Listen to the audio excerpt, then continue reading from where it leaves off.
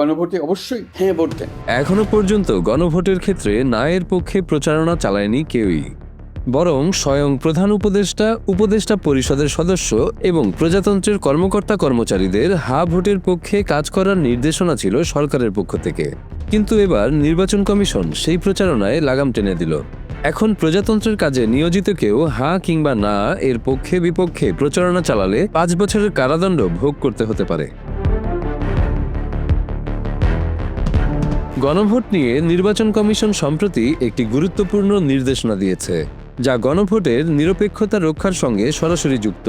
এই নির্দেশনা অনুযায়ী প্রজাতন্ত্রের কর্মে নিয়োজিত কোনো সরকারি চাকরিজীবী গণভোটে হ্যাঁ বা না কোনো পক্ষের প্রচার চালাতে পারবেন না। জারিকৃত প্রজ্ঞাপন অনুযায়ী তারা জনগণকে কোনো নির্দিষ্টভাবে ভোট দেওয়ার আহ্বান জানাতে পারবেন না। এর পেছনে যুক্তি হলো, সরকারি কর্মচারীরা রাষ্ট্রের প্রতিনিধিত্ব করেন, তাদের পক্ষপাতমূলক অবস্থান গণভোটের ফলাফলকে প্রভাবিত করতে পারে।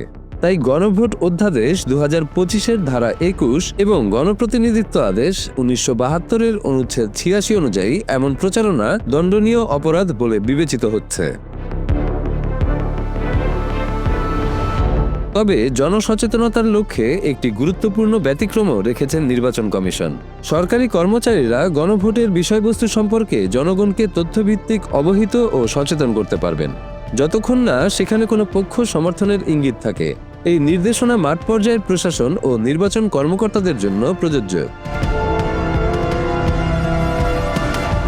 নির্বাচন কমিশনের এই নির্দেশনার মানে হলো, প্রধান উপদেষ্টা থেকে শুরু করে উপদেষ্টা মণ্ডলীর সদস্যরা এবং সকল সরকারি কর্মকর্তা কর্মচারীদের হা ভোটের পক্ষে যে প্রচারণা চালাচ্ছিলেন সেটা আর করতে পারবেন না। তবে সরকারি অর্থায়নে হা ভোটের পক্ষে বিভিন্ন মন্ত্রণালয় গণমাধ্যমে যে প্রচারণা চালাচ্ছে সে বিষয়ে নির্বাচন কমিশন কী সিদ্ধান্ত নিয়েছে তা স্পষ্ট নয়।